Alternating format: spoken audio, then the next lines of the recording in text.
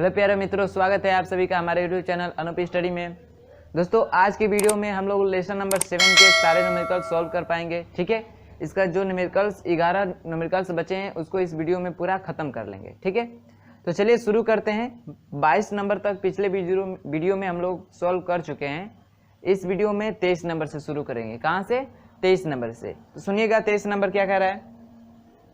कह रहा है कि एक मिसाइल प्लान वेग से कम वेग से छोड़ी जा गई है। ठीक है, मतलब जो वस्तु है वो प्लान वेग से कम वेग से छोड़ी गई, मतलब वो पृथ्वी के यानी पृथ्वी से छोड़ी जाएगी तो वो पृथ्वी के गुरुत्वीय क्षेत्र में ही रहेगी। इसका मतलब वो उसका गुरुत्वीय क्षेत्र पार करके बाहर नहीं जाएगी। क्यों? क्योंकि उसको जो वेग दिया गया है प्लान वेग से कम वेग दिया गया है।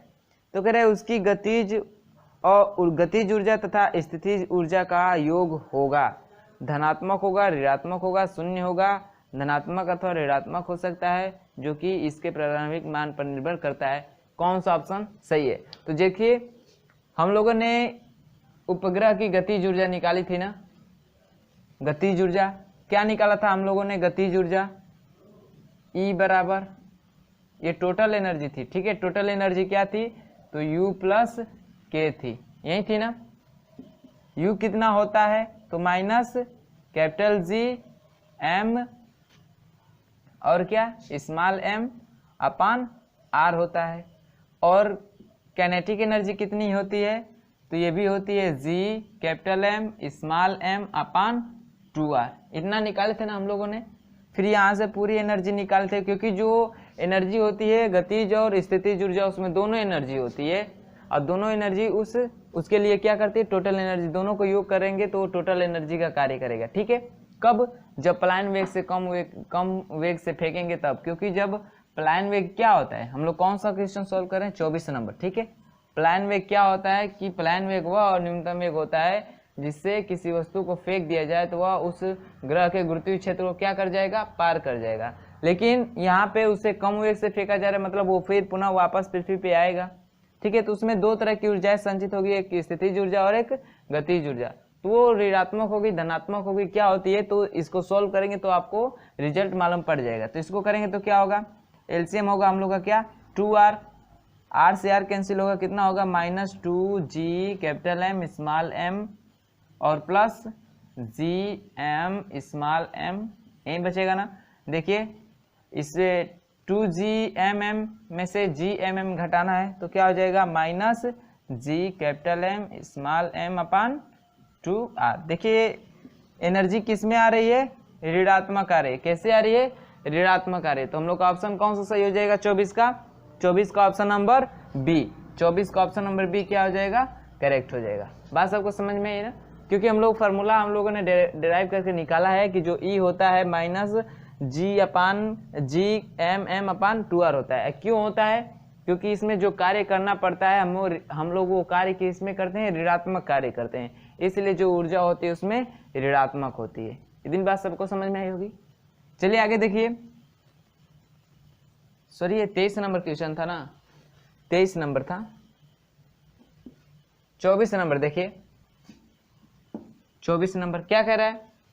कह रहा है कि चंद्रमा का कक्षीय वेग कितना बढ़ाने पर वह पृथ्वी का उपग्रह नहीं रह जाएगा। ठीक है, तो जो चंद्रमा का वेग है फी ई बराबर हम लोग का फार्मूला होता है √2 फी नॉट। ठीक है, यानी अधिकतम वेग के, ये अधिकतम वेग है। जो पृथ्वी का वेग है अधिकतम वेग इतना है, मतलब पलायन वेग v नॉट का समझिए पलायन वेग के बराबर है। यदि वो उसे यानी उसके अधिकतम वेग से √2 गुना हो, यानी √2 गुना हो जाए। ठीक है, इसका मतलब क्या होगा कि जो वस्तु है वह पृथ्वी के या जो भी ग्रह हो उसके गुरुत्वीय केंद्र को क्या कर जाएगा? पार करके दूर चले, यानी पलायन करने लगेगा अंतरिक्ष में। ठीक है, तो चंद्रमा का जो कक्षीय वेग है, चंद्रमा का जो कक्षीय वेग है यानी पृथ्वी के जो चारों तरफ जिस कक्षा में परिक्रमा करता है उस वेग को यदि √2 गुना बढ़ा दें तो वो क्या होगा? उस पृथ्वी के गुरुत्वीय क्षेत्र को क्या कर जाएगा? पार कर जाएगा, यानी पलायन करने लगेगा। ठीक है, तो कितना गुना? √2 गुना। तो ऑप्शन कौन सा सही हो जाएगा? 24 का option number B. Option number B, √2 गुना कर दिया जाए उसका कक्षीय वेग को तो वो क्या कर जाएगा? वो पलायन कर जाएगा, यानी वह उसके गुरुत्वीय क्षेत्र से क्या होगा, हट जाएगा, यानी उसके गुरुत्वीय क्षेत्र से बाहर निकल के पलायन करने लगेगा, तब वह उपग्रह पृथ्वी का नहीं रह जाएगा। इतनी बात सबको समझ में आई है। आगे देखिए 25 नंबर क्वेश्चन। 25 नंबर क्वेश्चन क्या कह रहा है, कह रहा है किसी ग्रह की सतह पर जी का मान निर्भर करता है। जो जी है, गुरुत्वीय त्वरण है, उसका मान निर्भर करता है। तो गुरुत्वीय त्वरण हम लोगों ने जी बराबर क्या पढ़ा है, capital G M E upon R E square, यही पढ़ा है ना। तो कह रहा है कि किसी ग्रह की सतह पर जी का मान निर्भर करता है केवल ग्रह के द्रव्यमान पर। क्या केवल ग्रह के द्रव्यमान पर निर्भर करता है, नहीं भाई।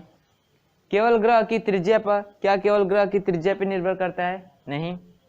कह रहे द्रव्यमान व त्रिज्या दोनों पर, जी हाँ सही बात है, द्रव्यमान और त्रिज्या दोनों पे निर्भर करता है क्या, जी का मान। किसी पृथ्वी की सतह पे जो जी का मान होता है उस ग्रह के द्रव्यमान और उसकी त्रिज्या दोनों पे क्या करता है, निर्भर करता है। ठीक है, तो ऑप्शन कौन सा सही हो जाएगा 25 का, 25 का ऑप्शन नंबर सी क्या होगा, करेक्ट होगा। बात सबको समझ में आई होगी, नोट करिएगा। फिर हम लोग बढ़ते हैं 26 नंबर क्वेश्चन की तरफ।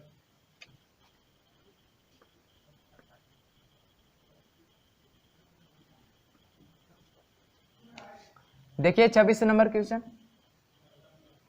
कह रहा है कि दूर संचार उपग्रह संचार के एक भाग से दूसरे भाग तक निरंतर टीवी प्रयोग प्रसारित करते हैं, क्योंकि कारण क्या है। ऑप्शन ए कह रहा है कि पृथ्वी की तुलना में इसका आवर्तकाल अधिक है। दूसरा कह रहा है पृथ्वी की तुलना में इसका आवर्तकाल कम है। तीसरा कह रहा है कि इसका पृथ्वी के आवर्तकाल से कोई संबंध नहीं है। और डी कह रहा है इसका आवर्तकाल ठीक पृथ्वी के आवर्तकाल के बराबर है। तो देखिए संचार जो उपग्रह होते हैं, हम लोगों ने भू अस्थायी उपग्रह पढ़ा था, उसी को संचार उपग्रह कहा जाता है ना। तो उसकी कंडीशन हमने बताया था कि कोई जो भू अस्थायी उपग्रह होता है वो क्या होता है, उसको इस प्रकार सेट किया जाता है कि जब तक वह पृथ्वी का एक चक्कर लगाएगा, मतलब उसका एक चक्कर मारेगा, उस समय जो पृथ्वी है अपने अक्ष पे भी एक चक्कर क्या कर लेती है, घूम लेती है। मतलब जितना पृथ्वी का आवर्तकाल होता है, ठीक है, जितना पृथ्वी का आवर्तकाल होता है उतना ही उस उपग्रह को बनाया जाता है कि वो उतने ही आवर्तकाल में वो भी अपना परिक्रमा क्या कर ले, पूरा कर ले। यही कारण है कि जो जितने भी टीवी प्रोग्राम होते हैं उनका एक ही साथ पृथ्वी के हर एक स्थानों पे उसका संचार प्रसारण किया जाता है। ठीक है, तो ऑप्शन कौन सा सही है, ना ए सही है, ना बी सही है, ना सी। ऑप्शन नंबर कौन सा सही है, डी सही है, क्योंकि जो आवर्तकाल होता है वो दोनों का, पृथ्वी का और उस संचार उपग्रह का, दोनों का क्या होता है, आवर्तकाल समान होता है। इसी कारण वह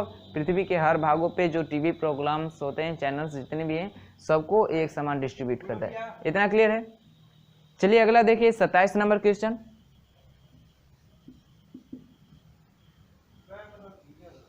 27 नंबर क्वेश्चन क्या करा है, कह रहा है कि निम्नलिखित में से सही कथन चुनिए। इसमें से जो सही जवाब है, सही आंसर है, उसको चुनना है। मतलब जो बात सही है उसको आपको फाइंड आउट करना है। देखिए कह रहा है पहला कह रहा है कि उपग्रह का कक्षीय वेग कक्षा की त्रिज्या के साथ बढ़ता है। बात सही है या गलत है? हाँ, कह रहा है जैसे मान लीजिए कोई उपग्रह है, ये ग्रह है, ठीक ना, कोई उपग्रह इसके चारों तरफ चक्कर लगा रहा है, ठीक है, ऐसे चक्कर लगा रहे हैं। तो कह रहा है जैसे मान लीजिए इस ग्रह के लिए ये जिस पथ पे गति कर रहा है, इसके लिए ये सेंटर में होगा ग्रह, तो ये सब इसकी आर होंगी ना, यही त्रिज्या होंगी ना, इन सारे कक्षा है। जैसे इसके लिए ये आर होगा, इसके लिए ये आर होगा, इसके लिए ये आर होगा।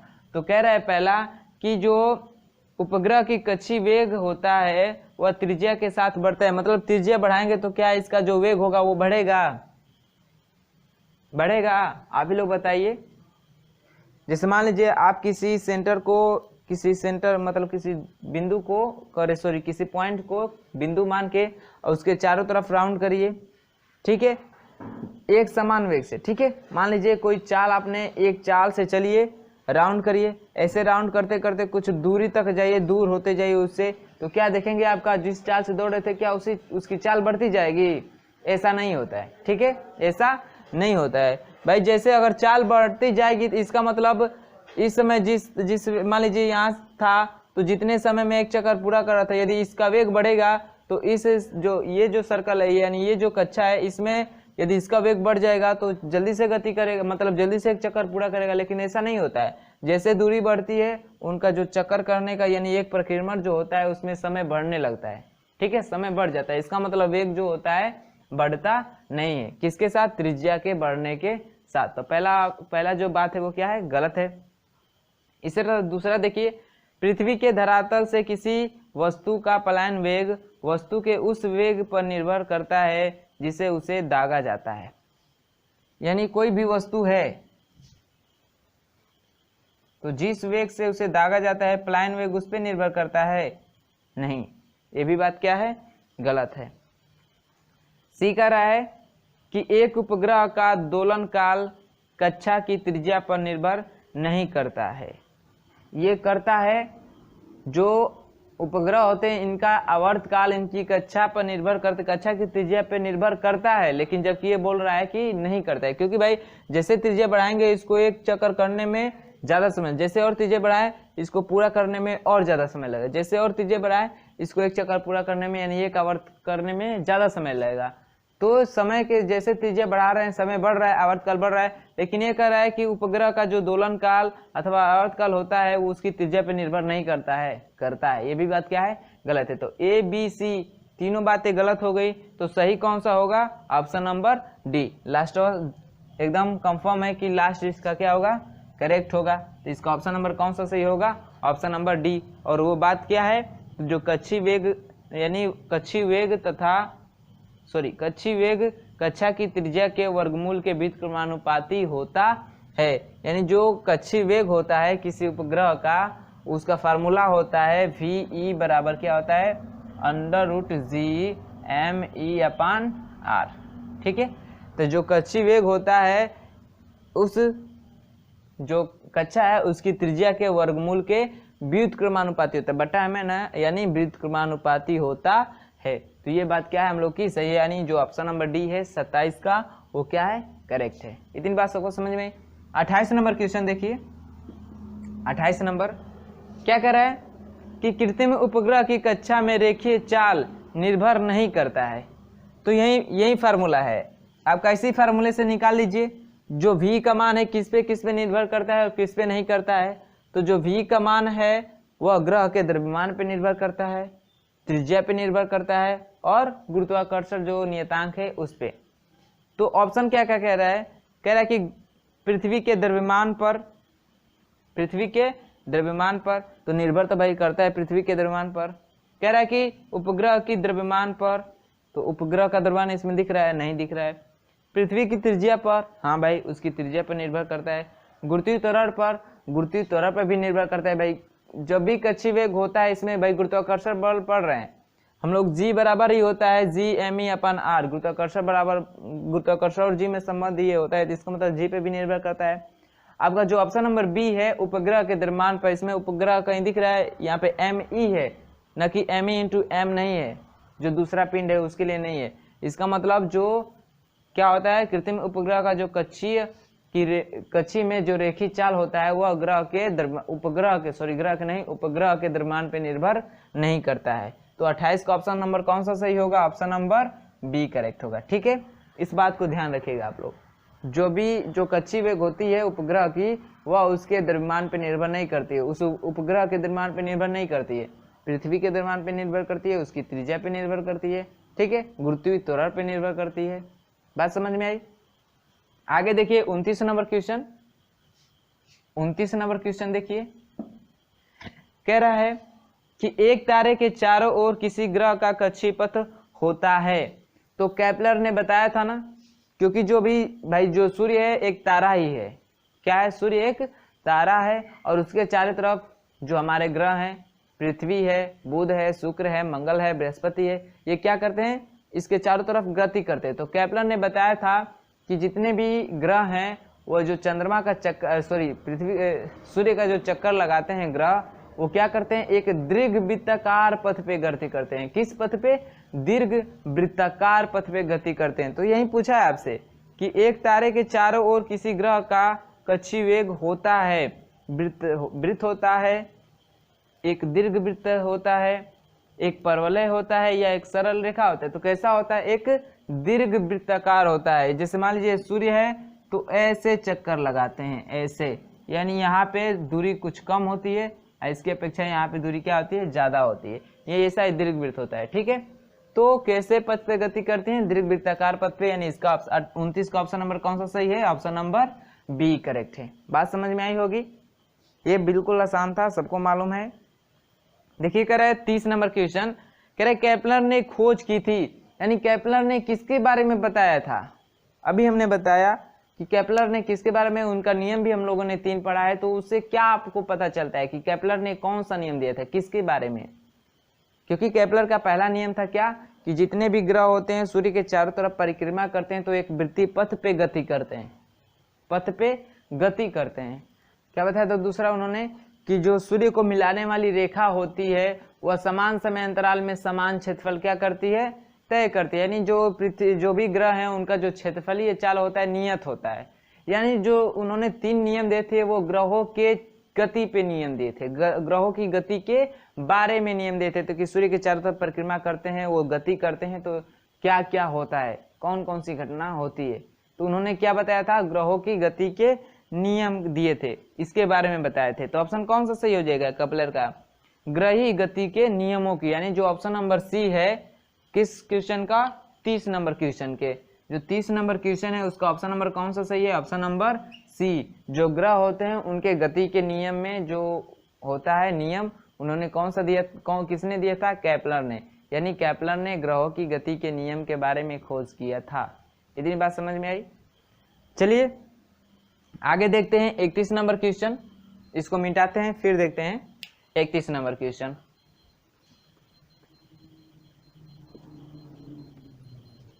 देखिए 31 नंबर क्वेश्चन क्या कह रहा है? कह रहा है कि जी, कैपिटल जी अपान स्मॉल जी का मान होता है, कैपिटल जी अपान स्मॉल जी का मान होता है कितना? तो भाई कैपिटल जी का मान जानते हैं 6.67 गुणे 10 की पावर माइनस 11 होता है, और स्मॉल जी का मान 9.8 मीटर पर सेकेंड स्क्वायर होता है। तो बस इसी का भाग कर दीजिए, 6.67 गुणे 10 की पावर माइनस 11 और 9.8, इसी को कैलकुलेट करेंगे तो कितना आएगा आपका? कितना आएगा कैलकुलेट करिए। चलिए हम मोबाइल से करते हैं। 6.67 गुणे इसको छोड़िए, इसमें भाग करिए, 6.67 गुणे भागे 9.8, तो कितना आ जाएगा आपका? आ जाएगा 6.8 गुणे 10 की पावर माइनस 12। ठीक है, 6.8 गुणे 10 की पावर माइनस 12। तो ऑप्शन कौन सा सही हो जाएगा? 31 का ऑप्शन नंबर 6.8 गुणे 10 की पावर माइनस 12, 6.8 गुणे 10 की पावर माइनस 12, 6.8 गुणे 10 की पावर माइनस 12 कौन सा है? Option number B. जो ऑप्शन नंबर बी है वो क्या है? 31 का करेक्ट है। कितना? 6.8 गुणे 10 की पावर माइनस 12। ठीक है, आगे देखिए 32 नंबर क्वेश्चन। 32 नंबर क्वेश्चन क्या कह रहा है? कह रहा है कि पृथ्वी की सतह पर सार्वत्रिक गुरुत्वाकर्षण नियतांक जी तथा चंद्रमा की सतह पर सार्वत्रिक गुरुत्वाकर्षण नियतांक जी एम है, तो कौन सा सही है? जो जी ई है बराबर होता है 6 GM के, या जो जी ई है लेस देन होता है GM के, या जो जी ई है ग्रेटर देन होता है GM के, या डी कह रहा है कि जो दोनों हैं वो आपस में बराबर होते हैं। ये कह रहा है ना। तो देखिए जैसे पृथ्वी पे हम लोग निकालें तो क्या होता है? गुरुत्वीय त्वरण कितना होता है? स्मॉल जी बराबर capital G M E upon R E होता है, आर ई स्क्वायर। ये कहाँ पे होता है?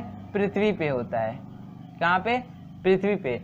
चंद्रमा की बात करें तो चंद्रमा पे जो गुरुत्वाकर्षण होता है पृथ्वी के गुरुत्वाकर्षण के 1/6 होता है। यानी मान लीजिए जी डैश मान लेते हैं, ये जी डैश जो है चंद्रमा पे है, चंद्रमा पे गुरुत्वीय त्वरण है। ठीक है, तो वहां पे निकाले गुरुत्वीय त्वरण तो कितना होगा? कितना होगा? यहाँ पे पृथ्वी का 1/6 होता है ना, तो 1/6 जी बराबर कितना हो जाएगा? जी एम, अब वहां पे मून का ले लेते हैं, और आर ई किसका ले लेते हैं? सॉरी RM ले लेते हैं, मून का ही त्रिज्या ले लेते हैं, इतना हो जाएगा। ठीक है, कितना हो जाएगा, इतना होगा। तो यहाँ से हम लोग निकाले जी का मान यहाँ से, ठीक है, सॉरी जी डैश का ना, क्योंकि पृथ्वी पे सॉरी चंद्रमा पे जो गुरुत्वीय त्वरण होता है पृथ्वी की गुरुत्वीय त्वरण के 1/6 भाग होता है। तो यहाँ से निकाले जी डैश का मान, तो ये कितना होगा 6GMM/r², RM²। ठीक है, यानी जो चंद्रमा पे गुरुत्वीय त्वरण होगा वो कितना होगा 6 गुना। देखिए यहाँ पे जी और जी के, यानी स्मॉल जी और कैपिटल जी के, सॉरी जी के नहीं, यहाँ इसका मान पूछ रहा है, इस बड़े वाले जी का मान पूछ रहा है। तो देखिए यहाँ पे जो जी है ये सिंगल जी है, और यहाँ पे देख रहे हैं तो 6G यानी 6 गुना हो जा रहा है, यानी जो चंद्रमा पे है उसका मान 6 गुना हो जा रहा है। ठीक है, और पृथ्वी पे सिंगल ही रह रहा है, जी हो रहा है।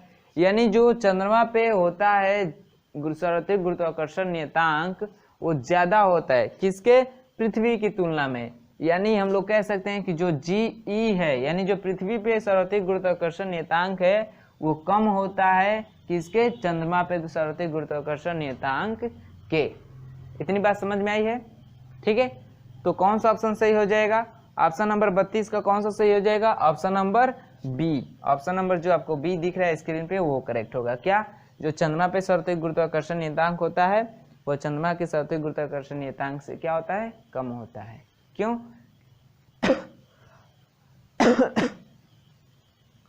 क्योंकि जो चंद्रमा पे होता है गुरुत्वीय त्वरण वो क्या होता है, पृथ्वी के 1/6 होता है। वहां से निकाले तो यहाँ पे देखिए 6 गुना हो रहा है, यानी यहाँ पे इसका गुणांक 6 है, यहाँ पे गुणांक 1 है, यानी जाहिर सी बात है इसका मान ज्यादा होगा और इसका मान कम होगा। ठीक है, चलिए देखते हैं इस लेसन का लास्ट क्वेश्चन और इस वीडियो का भी लास्ट क्वेश्चन, और इसके साथ ही ये लेसन समाप्त हो जाएगा। ठीक है, तो कौन सा क्वेश्चन है, 33 नंबर का क्वेश्चन। तो चलिए देखते हैं 33 नंबर क्वेश्चन क्या कह रहा है। देखिए 33 नंबर क्वेश्चन जो कि लास्ट क्वेश्चन है, कह रहा है कि पृथ्वी तल पर गुरुत्वीय त्वरण G का मान ज्ञात कीजिए यदि कैपिटल G बराबर इतना और ME बराबर इतना और RE बराबर इतना है।